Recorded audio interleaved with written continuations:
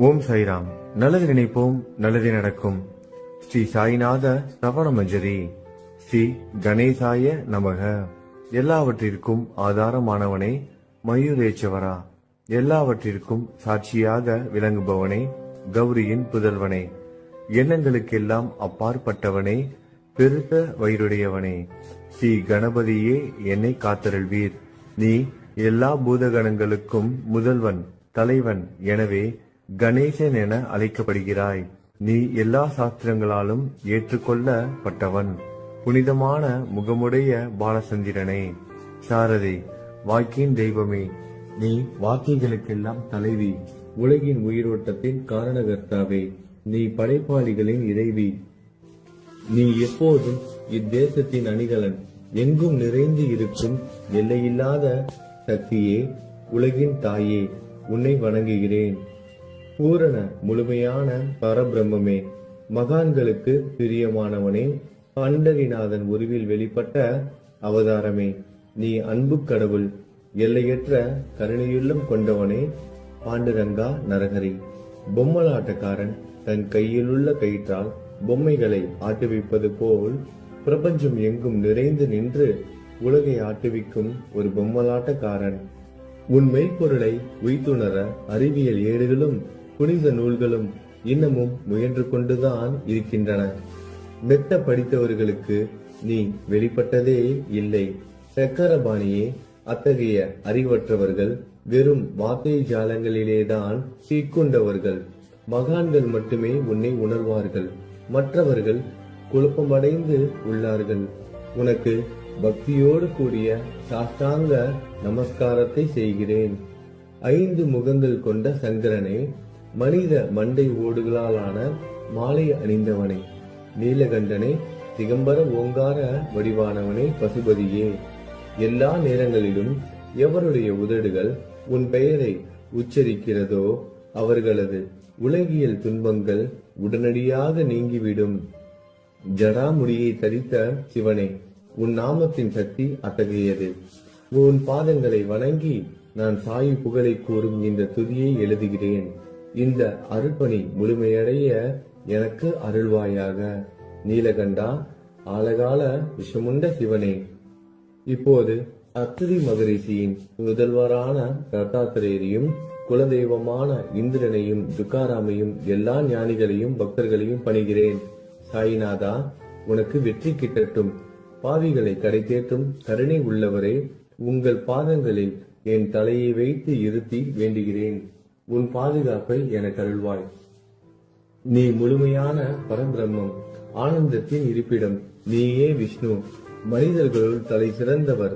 மன்மதனை எரித்த உமையொரு பாகனும் நீயே. நீ மனித வடிவில் தோன்றிய இறைவன், அறிவு என்னும் ஆகாயத்து சூரியன். நீ கருணை கடல், நீ பிறவி பிணிக்கு ஒரு அருள்மருந்து. நீ ஏழைகளுக்கும் கீழ்த்தட்டு மக்களுக்கும் விரும்பியதை கொடுக்கும் சிந்தாமணிக்கல். நீ உன் பக்தர்களை பரிசுத்தப்படுத்தும் தெய்வம். உலக வாழ்க்கை என்னும் சம்சார கடலில் மூழ்குபவர்களை காப்பாற்றும் ஓடம். நீ அஞ்சுபவர்களின் புகலிடம். நீ இந்த பிரபஞ்சம் தோன்ற முதற் காரணமான பரிசுத்த பேரின்ப பேருணர்வு சைதன்யம். நீ கருணையே உருவானவன். உனது பலவிதமான வெளிப்பாடுகளில் இந்த உலகமும் ஒன்று. நீ பிறப்பற்றவன், சாவும் உன்னை தொட முடிவது இல்லை. என் நீண்ட ஆழமான சிந்தனைக்கு பின் வெளிப்பட்ட கருத்தே இது. பிறப்பு இறப்பு என்பவை அஞ்ஞானத்தால் தோன்றும் வெளிப்பாடே. மகாராஜா, நீங்கள் இறப்பும் பிறப்பும் மற்ற சுதந்திர பறவை. தண்ணீர் நீரூற்றாக தோன்றினால் அதன் ஆதாரம் அங்கு இருப்பதாக அர்த்தமா? ஏற்கனவே அங்கு அது நிரம்பி இருந்தது. பூமியின் உள்ளே இருந்தது, ஊற்றாக வெளியே வந்தது, அவ்வளவுதான். மணற்படுகையில் நீர் ஊற்றாக வெளிப்பட்டதும் அது நீரோடை என்ற பெயர் பெற்றது. அதன் சரியான பெயர் ஊற்று. தண்ணீர் இல்லாவிட்டால் அது வெறும் மணற்படுகையே. அந்த மணற்படுகையில் தண்ணீர் ஊற்றாக வந்தாலும் அல்லது வற்றி போனாலும் தண்ணீருக்கு அதனால் ஒன்றும் ஆவது இல்லை. ஏனென்றால் தண்ணீர் அந்த மணற்படுகைக்கு எந்த விதமான முக்கியத்துவமும் கொடுப்பது இல்லை. ஆனால் அறியாமையால் மணற்படுகையோ நீர் நிரம்பி இருந்தால் அது பெருமைப்பட்டு கொள்கிறது. ஆகையால் நீர் வற்றியவுடனே அது மிகவும் மனவருத்தம் அடைகிறது. இந்த மனித உடலும் ஒரு விதத்தில் அந்த மணற்படுகை போன்றதே. புனித பேரின்ப நிலையை அந்த நீரூற்றின் தூய தண்ணீருக்கு ஒப்பிடலாம். இம்மாதிரி எண்ணற்ற மணற்படுகைகளை மனித உடல்கள் இருந்த போதிலும் அவற்றில் உள்ள நீர் வேறுணர்வு எனப்படும் சைதன்யம் மட்டும் மாறுபடுவதே இல்லை. கருணை உள்ளவரே, நான் உங்களை ஆதியும் அந்தமும் இல்லாதவன் பிறப்பற்றவர் என கூறுவேன். அறியாமை என்னும் மலையை உடைக்க உதவும் இந்திரனின் கையில் இருக்கும் வஜ்ர ஆயுதம். இதுவரை இந்த பூமியில் எத்தனையோ எண்ணற்ற உயிரினங்கள் தோன்றி உள்ளன, இப்போதும் தோன்றிக் கொண்டுதான் இருக்கின்றன. வருங்காலத்தில் மேலும் எண்ணற்ற உருவங்கள் தோன்றதான் போகின்றன. அந்த ஒவ்வொரு தோற்றத்திற்கும் ஒரு தனி உருவமும் பெயரும் கிடைக்கும். இந்த உயிர்கள் ஒவ்வொன்றும் பெயராலும் தோற்றத்தாலும் மட்டுமே இவ்வுலகில் அடையாளம் காட்டப்படுகிறது. ஆகையால் அந்த சுத்த பேருணர்வு நிலையை நீ நான் என்று பிரித்து காட்டுவது சரியல்ல. ஏனென்றால் எது இரண்டாக தோன்ற முடியாதோ அதுவே உண்மையில் பரிசுத்த பேரின்ப பேருணர்வு சைதன்யம் எனப்படும். அது ஒன்றே அனைவரின் உள்ளும் ஆத்மா என்ற பெயரில் உள்ளது. மேலும் உண்மையை சொல்வதானால் அந்த ஒரே ஒரு சுத்த பேரின்ப பேருணர்வு நிலைதான் உலகம் முழுவதும் வியாபித்து இருக்கிறது. அப்படி இருக்கையில் நீ நான் என்ற வேற்றுமைகள் எவ்வாறு இருக்க முடியும்? நீருண்ட மேகத்தில் உள்ள நீரின் தன்மை உலகெங்கிலும் ஒன்றே. ஆனால் அது பூமியை அடைந்ததும் வெவ்வேறு தோற்றங்களை நதி, ஏரி, ஊற்று ஏற்கின்றன. கோதாவரி மணற்படுகையில் விழும் நீர் கோதாவரி நதி என்றழைக்கப்படும். அதே சமயம் கிணறு ஒன்றில் விழும் நீருக்கு அந்த சிறப்பு தகுதி கிடைப்பது இல்லை. கோதாவரி நதி மிகவும் புனிதமானது. நீங்கள் அதில் உள்ள நீரை போன்றவர். நாங்கள் குளம், குட்டை, சகதியில் உள்ள நீர் போன்றவர்கள். நம் இருவருக்கும் இடையே உள்ள வித்தியாசம் இதுதான். உங்கள் வாழ்வின் குறிக்கோளை அடைவதற்கு நாங்கள் உங்களிடம் வர வேண்டும். கூப்பிய கரங்களுடன் சரணடைய வேண்டும். ஏனென்றால் நீங்கள் ஒருவரை புனிதத்தின் உறைவிடம்.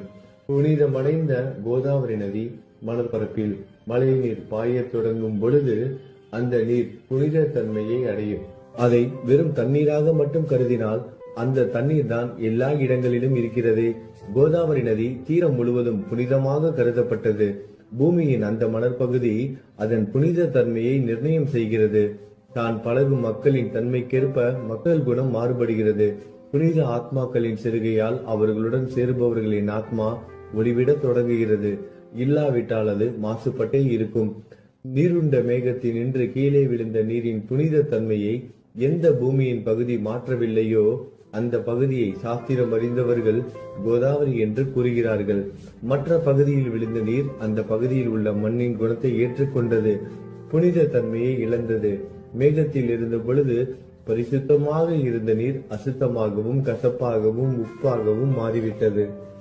6 வித உட்பகைகளை அகற்றி காமம், கோபம், பேராசை, வெறுப்பு, அகங்காரம், பொறாமை புனித உடலெடுத்து வந்த குருதேவா தங்களை புனித மகான் என்று அழைப்பதே சாலப் பொருந்தும். ஆகவே நீங்களே புனித கோதாவரி. நீங்கள் கூடம் போடப்பட்டதாலேயேதான் நான் உங்களை புனித கோதாவரியாக உருவகம் செய்கிறேன். இயங்கும் அத்தனை படைப்புகளிலும் நீங்கள் சிறப்புற முதன்மை பெறுகிறீர்கள். பிரம்மா உயிர்களை படைக்க ஆரம்பித்ததிலிருந்தே உலகம் தோன்றியது முதல் கோதாவரி நதி இருக்கிறது. நீர் நிறைந்து பாயும் அந்த நதியில் இன்று வரை தண்ணீர் வற்றியதே இல்லை. ராவணனின் எதிரியான ராமர் கோதாவரி நதியின் கரைக்கு வந்தபோது ஓடிக்கொண்டிருந்த தண்ணீர் இன்று வரை அதே இடத்தில் எப்படி இருக்க முடியும் என்று சற்றே யோசித்து பாருங்கள். கோதாவரி நதியின் மணற்படுக்கை மட்டும் அதேதான். தண்ணீர் கடலை சென்றடைந்து விட்டது. ஆனால் அந்த கோதாவரி நீர்ப்படுகையுடன் புனிதத்தன்மை மட்டும் என்றுமே மாறாமல் இன்று வரை அப்படியே உள்ளது. ஒவ்வொரு வருடமும் பழைய நீர் வெளியேறி புதிய நீர் அதற்குள் பாய்கிறது.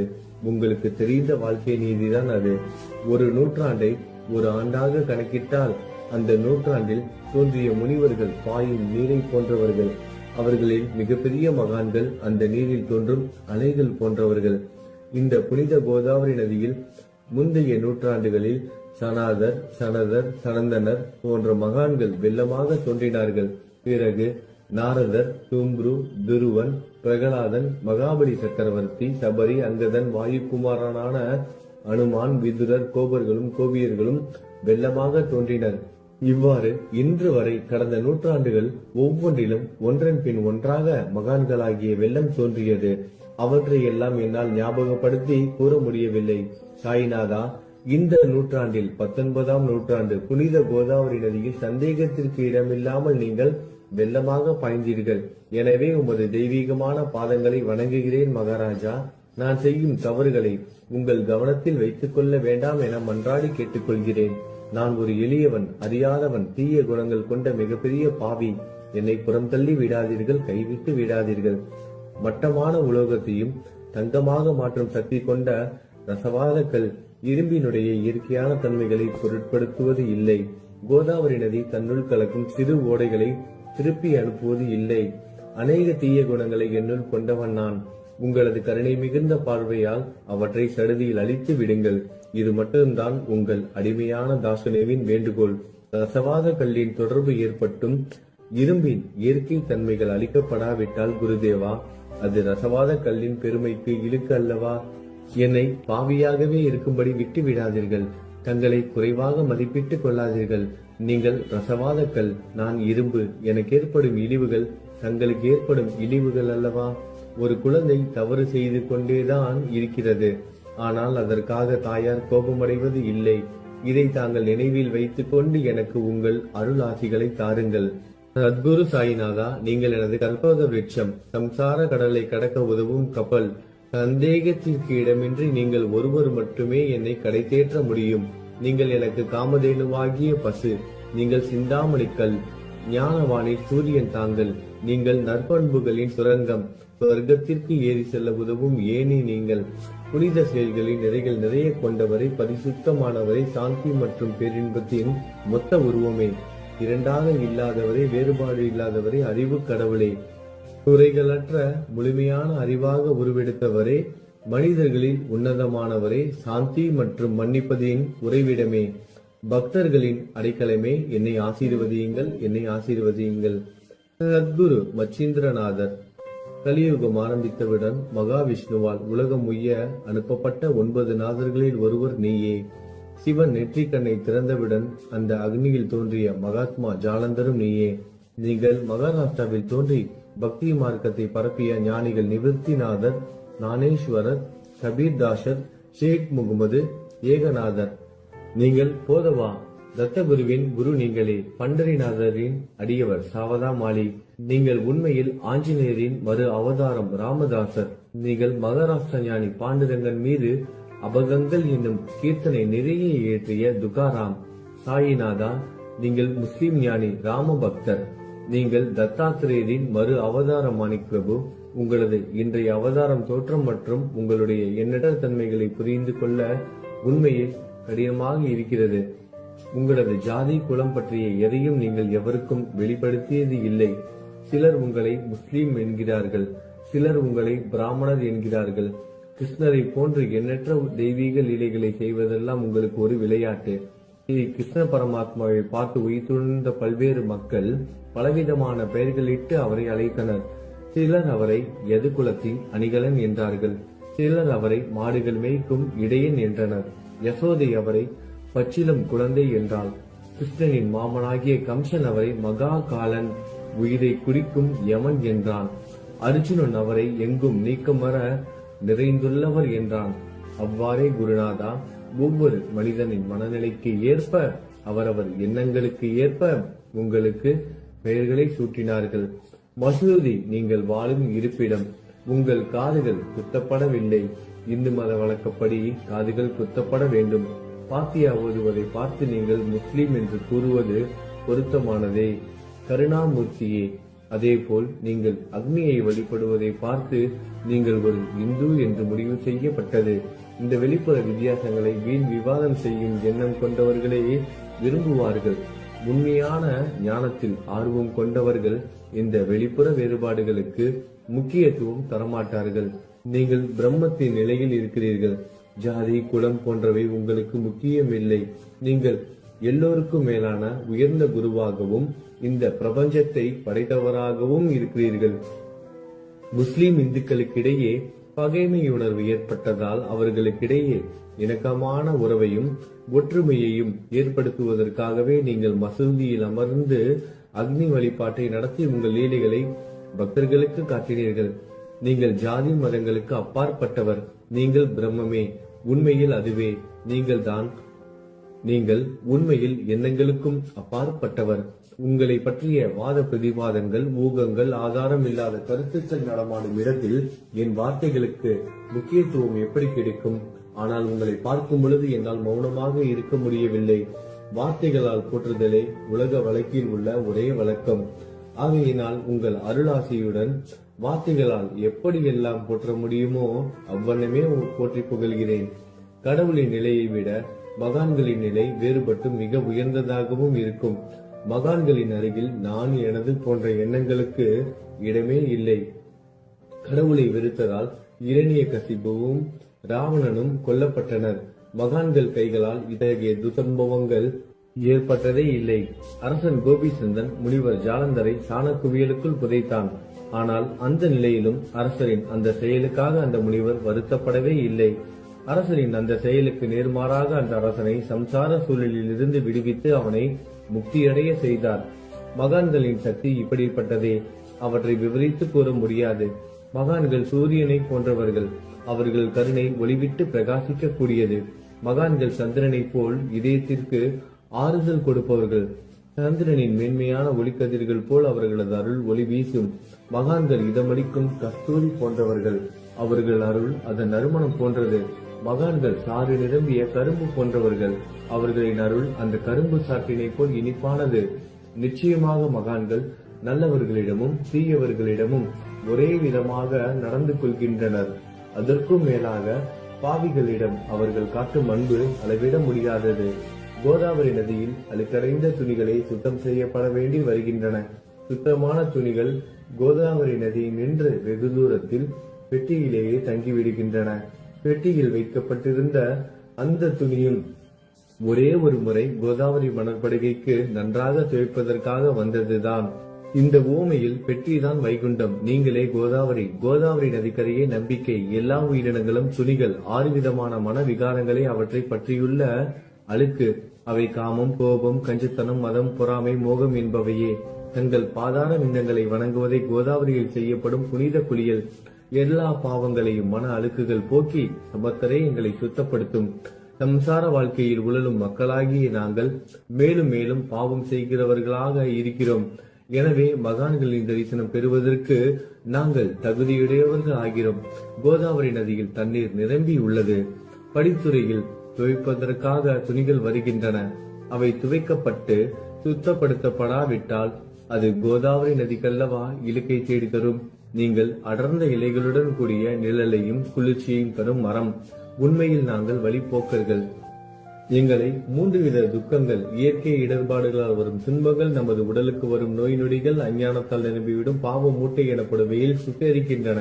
கருணாமூர்த்தியே, அந்த சுட்டரிக்கும் 3 வித தாபங்களின் வெப்பத்திலிருந்து எங்களை காப்பாற்றும். தங்கள் அன்பு மிகுந்த கருணை என்னும் குளிர் நிழல் இந்த சம்சாரம் என்னும் வாழ்க்கை கடலை கடக்க உதவும் தன்மை கொண்டது. மரத்தின் அடியில் அமர்ந்தும் ஒருவன் சூரியனின் சுட்டரிக்கும் வெப்பத்தை உணர்ந்தால் அந்த மரத்தை நிழல் தரும் மரம் என்று கூற முடியுமா? பாருங்கள், உங்கள் அருளின்றி இந்த உலகில் நல்லது என்பது ஏற்படுவது இல்லை. எனவே தர்மத்தை நிலைநிறுத்துவதற்காக சேஷசாயி பாம்பு படுக்கையில் இருப்பவனே அர்ஜுனனுக்கு நண்பனாக, வழிகாட்டியாக மற்றும் ஆன்மீகவாதியாக மாறினார். சுக்ரீவனின் அன்பினாலேயே விபீடனன் அரசன் ராமனின் நட்பை பெற்றான். ஸ்ரீ ஹரியும் மகான்கள் மூலமாகத்தான் பெருமை பெற்றார். பிரம்மம் உருவமற்றது. எனவே வேதங்களால் அதை வர்ணிக்க முடியவில்லை. பூமியில் அதை மனித உருவில் தோன்ற வைத்து மகான்கள் அதன் உருவமற்ற தன்மையை மாற்றினர். தாமாஜி என்ற பக்தருக்காக பாண்டுரங்கனை ஒரு தாழ்த்தப்பட்ட குலத்தில் பிறக்க வைத்தார். சோகமேளா என்ற பக்தருக்காக உலகின் தெய்வமாகிய இறைவனை இறந்த எருமைகளின் உயிரற்ற உடல்களை எடுக்க வைத்தார். மகான்களின் பெருமையை உணர்ந்த இறைவன் தண்ணீர் சுமந்து உழைத்தார். உண்மையில் மகான்கள் எல்லாவற்றையும் தாங்கும் சக்தியும் சச்சிதானந்த பிரபுவுமாகிய இறைவனின் எஜமானர்களே. இதற்கு மேலும் சொல்வதற்கு ஏதும் இல்லை. நீங்களே என் தாயும் தந்தையும். ஷீரடி கிராமத்தில் வசிக்கும் சத்குரு சாயிநாதா பாபா உங்கள் லீலைகளை எவர் ஒருவராலும் உண்மையிலேயே முழுமையாக புரிந்து கொள்ள முடியாது என்கிற போது சாதாரண மனிதனாகிய நான் எவ்வாறு அவற்றை விளக்க முடியும் என்று கூறுங்கள். எல்லா உயிரினங்களையும் காப்பாற்ற நீங்கள் ஷீரடிக்கு வந்திருக்கிறீர்கள். மண் அகல் விளக்குகளில் வெறும் தண்ணீரை ஊற்றி அவற்றை எரிய வைத்தீர்கள். மிக குறுகிய மரப்பலகையை கொஞ்சம் ஊஞ்சல் படுக்கையாக்கி உங்கள் யோக சக்தியை உங்கள் பக்தர்களுக்கு காட்டினீர்கள். அநேக பெண்களின் மலட்டுத்தன்மையை முழுவதுமாக நீக்கினீர்கள். உதியின் மூலம் அநேக பேரின் வியாதிகளை குணமடைய செய்தீர்கள். இவ்வுலக சம்பந்தமான துன்பங்களை நீக்குவது உங்களுக்கு ஒரு பொருட்டே அல்ல. யானை ஒன்று எறும்பை சுமையாக கருதுமா? குருராயா, இப்பொழுது இந்த எளியவன் பால் கருணை காட்டுங்கள். உங்கள் பாதங்களில் சரணடைந்து விட்டேன். என்னை திருப்பி அனுப்பி புறம் தள்ளி விடாதீர்கள். மகாராஜ், நீங்கள் அரசர்களுக்கெல்லாம் அரசன். நீங்கள் குபேரனை விட செல்வம் அடைந்தவர். நிச்சயமாக தன்னிகரற்ற வைத்தியர். உங்களை விட மேலானவர் எவரும் இல்லை. மற்ற கடவுள்களை வணங்குவதற்கு தனித்தனியாக பூஜை பொருட்களும் வழிபாட்டு முறைகளும் உள்ளன. ஆனால் உங்களை வணங்குவதற்கு தகுதியான பொருட்களே இந்த உலகில் இல்லை. சூரியனின் ராஜ்யத்தில் தீபாவளி பண்டிகையை கொண்டாடுவது என்றால் எவ்விதமான பொருட்களை கொண்டு அதை கொண்டாடுவோம்? சமுத்திரத்தின் தாகத்தை தணிக்க பூமியில் போதுமான தண்ணீர் கிடைக்காது. நெருப்பை சூடாக்குவதற்கு எங்கிருந்து அக்னியை கொண்டு வருவது? ஸ்ரீ சமர்த்த குருராயா, பூஜை செய்ய உதவும் பொருட்கள் யாவற்றிலும் இருப்பது உன் ஆத்மாவே. ஆரம்பம் முதலே அவை உன் ஒரு பகுதியே. மேலே கூறப்பட்டவை எல்லாம் தத்துவார்த்த ரீதியில் கூறப்பட்டவையே. எனக்கு ஏற்பட்ட அடிப்படையில் கூறப்பட்டவை அல்ல. அனுபவங்கள் இன்றி கூறப்படும் வார்த்தை ஜாலங்கள் வீணே. சம்பிரதாய சடங்குகளின்படி உங்களுக்கு பூஜை செய்ய வேண்டும் என்றால் அதனை செய்வதற்கு தேவையான பூஜை சாமான்கள் என்னிடத்தில் இல்லை என் குருநாதா. கருணையுடையவரை, அடிக்கடி என் கற்பனை திறனின் அடிப்படையில் உங்களுக்கு நான் வழிபாடு செய்கிறேன். அந்த வழிபாட்டை இந்த அடிமையிடமிருந்து ஏற்றுக்கொள்ளுங்கள். இப்போது என் அன்பு கண்ணீரால் உங்கள் கால்களை கழுவுகிறேன். உண்மையான பக்தி என்னும் சந்தனத்தை அரைத்து தாந்தாக்கி உமக்கு இடுகிறேன். அழகிய வார்த்தைகளால் எழுதப்பட்ட இந்த துதி என்னும் கம்னியை உமக்கு அணிவிக்கிறேன். இந்த புகழ் மாலையை உங்கள் கழுத்தை சுற்றி அணிவிக்கிறேன். என் கெட்ட குணங்களை தூபமாக்கி உமக்கு முன் எரிய விடுகிறேன். தீய குணங்களின் கூட்டு பொருளே ஆனாலும் அது எரியும் போது அதிலிருந்து தீய வாசனை எழுவது இல்லை. சத்குருவுக்கு முன்பு இல்லாமல் வேறு எங்காவது இந்த தூபம் எரிய விடப்பட்டால் அங்கெல்லாம் அந்த தூபத்தின் நிலை கீழே கொடுத்த மாதிரி ஆகும். அதாவது சாம்பிராணியை நெருப்பில் போட்டவுடன் அது பொசுங்கி அதில் உள்ள நல்ல மனம் என்ற நற்குணம் அதை விட்டு மறைந்து போகிறது. சத்குருவே, உமக்கு முன் அதை எரிய விட்டால் இதற்கு மாறாக நிகழ்கிறது. தீய தன்மைகள், அழுக்குகள் அக்னியில் எரிந்து விடுகின்றன. உலகம் பார்த்து சந்தோஷப்படும் வகையில் அதன் நற்குணம் அதிலேயே தங்கிவிடும். மனதில் உள்ள தீய குணங்கள் யாவும் எரிந்த பிறகு மனம் மாசற்றதாகிறது. கங்கையில் உள்ள மாசுக்கள் நீங்கியவுடன் கங்கை புனிதமடைகிறது. மாயை, மோகம் என்ற தீபத்தை உமக்கு ஏற்றி காட்டுகிறேன். அதன் மூலம் என் மனம் வைராக்கியத்தை அடைய அருள் செய்வீராக. குருராயா, பரிசுத்தமான நம்பிக்கை என்ற சிம்மாசனத்தை நீங்கள் என்னுள் அமர்வதற்கு ஆசனமாக உமக்கு தருகிறேன். அதை பெற்றுக்கொண்டு எனது பக்தி என்ற நைவேத்தியத்தை ஏற்றுக்கொள்ளுங்கள். பக்தி என்ற நைவேத்தியத்தை ஏற்றுக்கொண்டு அதன் சாரத்தை எனக்கு கொடுப்பீராக. ஏனெனில் நான் உமது பால்துடி மாறாத பச்சிலம் குழந்தை. உங்கள் அருட்பாலில் எனக்கு உரிமை உண்டு. எனது மனதையே உமக்கு தட்சணையாக கொடுக்கிறேன். ஆகையால் நான் செய்யும் காரியங்கள் யாவற்றிலும் நான் செய்பவன் என்று உரிமை கொண்டாட முடியாது. ஏனென்றால் நினைக்கும் மனதை தான் உமக்கு அர்ப்பணித்து விட்டேனே. இப்பொழுது பணிவுடன் கூடிய பிரார்த்தனையோடு உங்களை சாஷ்டாங்கமாக நமஸ்காரம் செய்கிறேன். தெய்வீக சாயிநாதா, தயவு செய்து நீங்கள் அதை ஏற்றுக்கொள்ளுங்கள். 8 பிரார்த்தனைகள். சாயிநாதா, சாந்தமான மனமுடையவரே, அறிவின் சிகரமே, அன்புள்ளம் கொண்டவரே, கருணை கடலே, உண்மையின் உறைவிடமே, மாயை என்னும் இருளை அகற்றுபவரே, ஜாதி மதங்களுக்கு அப்பாற்பட்ட துறவியே, எங்களின் புரிந்து கொள்ளும் திறமைக்கும் அப்பாற்பட்டவரே, அன்பின் இருப்பிடமே, ஷீரடி நாதா, என்னை காப்பாற்றும். ஞான சூரியனே, ஞானத்தை அளிப்பவரே, எல்லாவித நல்ல செயல்களையும் செய்பவரே, பக்தர்களின் மனங்களில் ஒளிரும் பரமஹம்சரே, எங்களை சரணடைந்தவர்களை காப்பவரே, படைக்கும் தொழில் புரியும் பிரம்மாவே நீங்கள், காக்கும் கடவுள் விஷ்ணுவே நீங்கள், 3 உலகங்களையும், பூவுலகம், சொர்க்கம், நரகம், கடைசியில் லயமடைய செய்யும் ருத்திரனும் சிவனும் நீங்களே. நீங்கள் இல்லாத இடமே இந்த பூமியில் ஏது? எல்லாம் அறிந்த இறைவன் நீங்கள். நீங்கள் அனைவரின் இதயங்களிலும் வசிப்பவரும் நீங்களே. எனது எல்லா குற்றங்களையும் மன்னிக்க வேண்டும் என வேண்டி கேட்டுக்கொள்கிறேன். அலை அலைகளாக வரும் சந்தேகங்களையும் மனமயக்கங்களையும் போக்குவீராகுக. நீங்கள் பசு, நான் புதிதாக பிறந்த இளம் கன்று. நீங்கள் சந்திரன், நான் சந்திர காந்தக்கல். தங்கள் பாதங்கள் கங்கை நதி, புண்ணியத்தை தருவதால் பணிவுடன் இந்த அடிமை உங்களுக்கு தலை வணங்குகிறேன். உங்கள் கைகளை என் தலைமீது வைத்து ஆசை கூறுங்கள். கவலைகளும் துன்பங்களும் பறந்தோடட்டும். நான் உங்கள் அடிமை. இந்த 8 துதிகளையும் கூறி நான் உங்களை சாஷ்டாங்கமாக நமஸ்கரிக்கிறேன். எனது பாவங்கள், துயரங்கள், ஏழ்மை யாவும் உடனடியாக விலகட்டும். நீங்கள் பசு, நான் கன்று குட்டி. நீங்கள் தாய், நான் உங்கள் குழந்தை. என் மீது கடுமை காட்டாதீர்கள். நீங்கள் மேற்கு தொடர்ச்சி மலைப்பகுதி மலையகிரியில் உள்ள சந்தனம், நான் முள் அடர்ந்த புதர். நீங்கள் புனிதமான கோதாவரி நீர், நானோ பெரும் பாவி.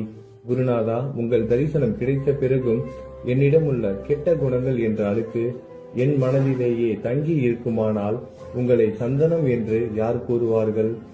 கஸ்தூரியின் அருகாமையில் உள்ள மண்ணும் உயர்வாக போற்றப்படுகிறது. மலரின் தொடர்பினால் தானே அதன் நாரும் தலையில் உயர்ந்த இடத்தை பிடிக்கிறது. மலரால் மனம் பெற்ற நாற்போல் மகான்களும் அப்படிப்பட்டவர்களே. அவர்களுடன் தொடர்புடைய எந்த பொருளும் மிகவும் உயர்வாக மதிக்கப்படுகிறது.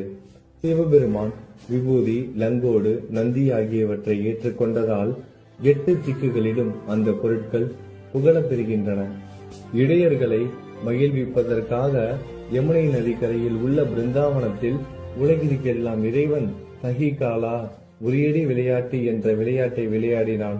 அதுவும் அறிவுடையோர் மத்தியில் ஏற்றுக்கொள்ளப்பட்டது.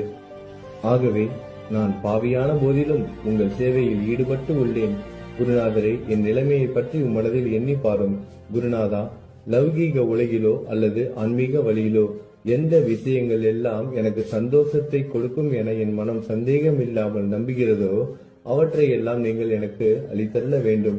உமது கருணையால் இந்த மாதிரி செய்துவிடும். எனது மனதை அடக்கி விடுங்கள். சமுத்திரங்கள் எல்லாம் தித்திப்பாக மாறினால் பிறகு அவை உப்பு கரிக்குமே என்ற பயம் தோன்றாதே. சமுத்திரத்தை தித்திப்பாக்கும் சக்தி உங்களுக்கு உண்டு. ஆகையால் தான் எனது இந்த வேண்டுகோள். தயவு செய்து இந்த வேண்டுகோளை நிறைவேற்றும். என்னிடம் என்னென்ன குறைகள் உண்டோ அவை அனைத்தும் உங்களுடையதே. ஆத்ம ஞானம் பெற்றவர்களில் முதலிடத்தில் உள்ள உங்களிடம் குறை என்பதை பொருந்தாதே. இப்போது இதற்கு மேலும் நான் ஏன் அதிகம் பேச வேண்டும்? நீங்கள் தான் எனது ஒரே அடைக்கலம். தாயின் இடுப்பில் உள்ள குழந்தை இயல்பாகவே பயமற்று இருக்கும். மகாராஜ், இந்த துதியை எவரவர்கள் அன்புடன் படிக்கிறார்களோ அவர்கள் ஒவ்வொருவரின் ஆசைகளை தயவு செய்து நிறைவேற்றும். இந்த துதியை படிப்பவர்களின் 3 வித தாபங்களையும், இயற்கை இடர்பாடுகளில் வரும் துன்பங்கள், நமது உடலுக்கு வரும் நோய் நொடிகள், அஞ்ஞானத்தால் நிரம்பிவிடும் பாவம் மூட்டை 1 ஆண்டிற்குள் விலகிவிடும் என்பதை இந்த துதிக்கு உங்களது ஆசையாக என்றென்றும் நிரந்தரமாக இருக்கட்டும். குளித்து முடித்துவிட்டு மனதில் முழுமையான நம்பிக்கையுடன் தொடர்ந்து இந்த துதியை பாராயணம் செய்ய வேண்டும். அப்படி முடியாவிட்டால் வாரம் வாரம் வியாழன் தோறும் சத்குருவை வணங்கி அவர் உருவை தியானம் செய்து கொண்டு இந்த துதியை பாராயணம் செய்யுங்கள். இதுவும் கூட முடியாவிட்டால் மாதம் மாதம் வரும் 2 ஏகாதசி தினங்களில் இந்த துதியை பாராயணம் செய்யுங்கள். இது ஏற்படுத்தும் விளைவுகளை பார்த்து அதிசயப்படுவீர்கள். குருமூர்த்தியான சாயிநாதர் இந்த துதியை பாராயணம் செய்பவர்களுக்கு இவ்வுலகியல் ஆசைகளை முழுமையாக உடனடியாக நிறைவேற்றுவார். இந்த துதியை திரும்ப திரும்ப பாராயணம் செய்வதால் முட்டாள்கள் கூர்மையான புத்தியை அடைவார்கள். யாராவது வாழ்நாளாவது குறைவானதாக இருப்பின் இந்த துதியை அவர்கள் படிப்பதால் 100 ஆண்டு காலம் வாழ்வார்கள். இந்த துதியை தொடர்ந்து பாராயணம் செய்து வந்தால், செல்வம் குறைவாக இருந்தால், ஏழையாக இருந்தால், செல்வத்தின் அதிபதி குபேரன் அவர்கள் வீட்டிற்கு வந்து தங்கி அவர்களுக்கு ஏவல் புரிவான். இது சத்தியம், இது சத்தியம், இது சத்தியம் என 3 முறை கூறுகிறேன். குழந்தை செல்வம் இல்லாதவர்கள் இந்த துதியை தொடர்ந்து படித்து வந்தால் குழந்தை செல்வம் பெறுவர். இந்த துதியை படிப்பவர்களின் வியாதிகள் எல்லா பக்கங்களிலும் பறந்தோடிவிடும். வியாதியை நின்று குணம் கிடைக்கும். இந்த துதியை திரும்ப திரும்ப படிப்பதால் பயம் மற்றும் கவலை மறைந்து போகும். மதிப்பும் மரியாதையும் கிடைக்கும். அழிவற்ற பிரம்மத்தை உணர்வார்கள். பிரம்ம ஞானம் கிட்டும். அறிவுடையோரே, இந்த துதியின் மீது உங்கள் இதயங்களில் முழுமையான நம்பிக்கை வையுங்கள். சந்தேகங்கள், நம்பிக்கையின்மை, தவறான எண்ணங்கள் ஆகியவற்றிற்கு கொஞ்சம் கூட மனதில் இடம் கொடுக்காதீர்கள். சீரடிக்கு புனித பயணம் மேற்கொள்ளுங்கள். பாபாவின் தாமரை பாதங்களை மனதில் நிறுத்துங்கள். அவர் அனாதைகளின் உறவினர், பக்தர்களின் விருப்பங்களை நிறைவேற்றும் கற்பகத்தரு. பாபாவால் உணர்வூட்டப்பட்டு இந்த துதியை நான் இயற்றினேன். இல்லாவிட்டால் எவ்விதமான முக்கியத்துவமும் இல்லாத என்னால் இந்த துதியை எவ்வாறு எழுத முடியும்? சக ஆண்டு 1840, ஆங்கில ஆண்டு 1918 புரட்டாசி மாதம் வளர்பிறையில் விநாயகர் சதுர்த்தி என்று திங்கட்கிழமை 2வது யாமத்தில் சூரிய உதயத்திற்கு முன் இந்த பாமாலை நிறைவு செய்யப்பட்டது. புனிதம் வாய்ந்த நர்மதா நதிக்கரையில் இந்தூருக்கு அருகில் உள்ள ஊரான மகேஸ்வர சேத்திரத்தில் ஸ்ரீ அகல்யாதேவியின் சந்நிதியில் ஸ்ரீ சாய்நாதரை போற்றி பாடும் இந்த தவண மஞ்சரி நிறைவடைந்தது.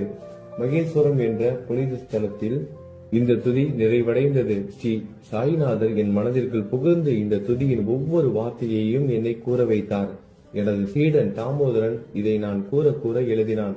தாஸ்கனுவாகிய நான் எல்லா ஞானிகள் மற்றும் சிறுவைகளின் வேலையால் எங்கும் மங்களம் பொங்கட்டும். ஸ்ரீ சாய்நாதரை போற்றி பணிவுடன் எழுதப்பட்ட இந்த ஸ்ரீ சாய்நாத தவணமஞ்சரி என்ற துதி பாராயணம் செய்பவர்கள் சம்சார கடலை கடக்க உதவட்டும். இது ஸ்ரீ பாண்டுரங்கனுக்கு தாஸ்கனுவின் நம்பிக்கை மற்றும் பணிவோடும் கூடிய பிரார்த்தனை. ஓம் சாய்ராம். நல்லதே நடக்கட்டும். ஓம் சாய்ராம். மங்களம், சுபமங்கலம்.